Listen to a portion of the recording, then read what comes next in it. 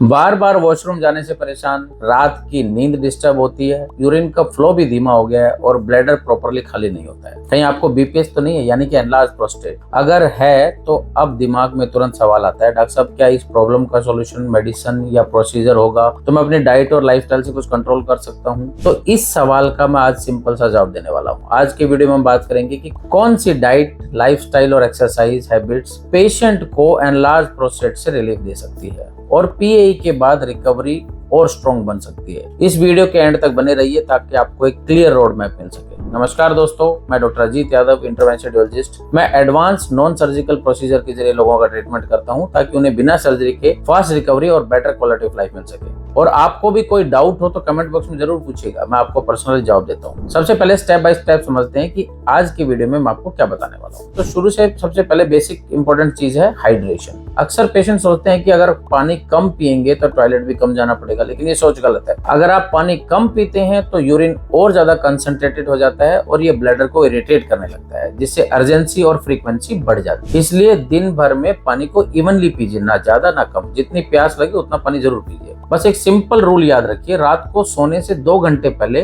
Fluids कम कर दें, यानी कि पानी, दूध या चाय, ताकि बार बार उठना ना पड़े। अब आते हैं चाय, कॉफी और अल्कोहल पर। हाइड्रेशन समझने के बाद अगला सवाल आता है, डॉक्टर साहब चाय, कॉफी, थोड़ा अल्कोहल ले सकते हैं क्या? कैफीन और अल्कोहल दोनों ही ब्लैडर के लिए इरिटेंट होते हैं, मतलब ये ब्लैडर को एक्टिव कर देते हैं और वॉशरूम की अर्जेंसी बार बार महसूस होती है। दिन में 3-4 कप या चाय लेने की आदत है तो सिम्टम्स क्लियरली वर्स हो जाते हैं, और अल्कोहल तो डेफिनेटली प्रॉब्लम को बढ़ा देता है। इसलिए सिंपल सोल्यूशन है, इन्हें लिमिट करें, ओकेजनल और मॉडरेट यूज ही रखें इनका। अब बात करते हैं उन फूड्स की जो प्रोस्टेट के लिए फायदेमंद है। कैफीन और अल्कोहल लिमिट करने के बाद पेशेंट पूछते हैं कि डॉक्टर साहब को ऐसा खाना जो प्रोस्टेट के लिए बेनिफिशियल हो। जी हाँ, कुछ स्पेसिफिक फूड साइंटिफिकली प्रूवन है, जैसे tomatoes, pumpkin seeds, green leafy vegetable, papaya, berries, watermelon, omega 3 fatty acid वाली चीजें, तो ये प्रोस्टेट के लिए एक स्ट्रॉन्ग प्रोटेक्टिव शील्ड बना के रखें। ये सब फूड एंटीऑक्सीडेंट, विटामिन, जिंक और हेल्दी फूड से भरे होते हैं, जो प्रोस्टेट ग्लैंड की स्वेलिंग को रिड्यूस करते हैं, इन्फ्लेमेशन को कम करते हैं और ओवरऑल हेल्थ को सपोर्ट रखते हैं। सिंपल भाषा में बोलें तो ये खाने आपकी प्रोस्टेट को काम, हेल्दी और स्टेबल रखने में हेल्प करते हैं।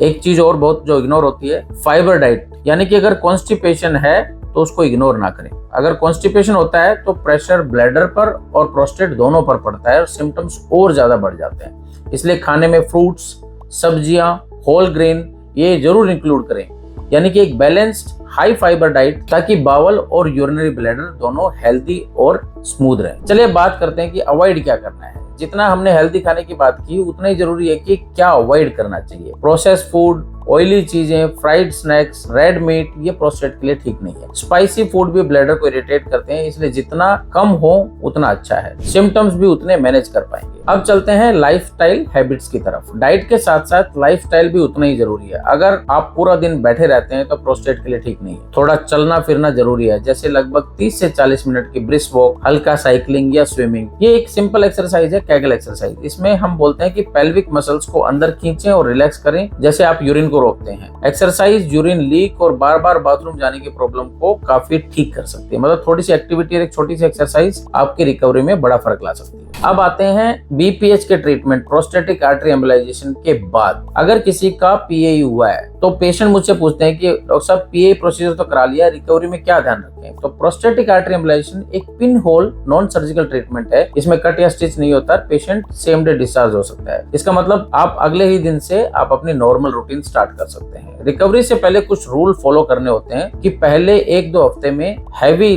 वेट लिफ्टिंग एक्सरसाइज अवॉइड करें। स्मोकिंग और अल्कोहल स्ट्रिक्टली बंद होता है। वॉकिंग और लाइट एक्टिविटी कंटिन्यू रखें, लेकिन ओवर एक्सर्शन से बचें। डॉक्टर ने अगर आपको मेडिसिन दी है तो पूरा कोर्स कंप्लीट जरूर करें। और सबसे इंपॉर्टेंट है कि फॉलो अप विजिट मिस ना करें, ताकि हम ये देख सकें कि प्रोस्टेट श्रिंक हो रहा है और सिम्टम्स इंप्रूव हो रहे हैं। और डाइट वही कंटिन्यू रखिए जो मैंने आपको डिटेल में बताई है। पानी का use, healthy food, fibre rich diet और इरिटेंट से बचाओ। अगर आपको प्रोस्टेटिक आर्टरी एम्बोलाइजेशन के बारे में डिटेल से जानना है तो मैंने इस पे एक सेपरेट वीडियो बनाई हुई है, जो लिंक में दी गई है, उस पर क्लिक कर वो वीडियो जरूर देखें। इसी के साथ मैं इस वीडियो का अंत करता हूँ। ऐसे ही इन्फॉर्मेटिव वीडियोज के लिए मेरे YouTube चैनल को सब्सक्राइब करें और बने रहें मेरे साथ। तब तक स्वस्थ रहें, सुखी रहें। जय हिंद।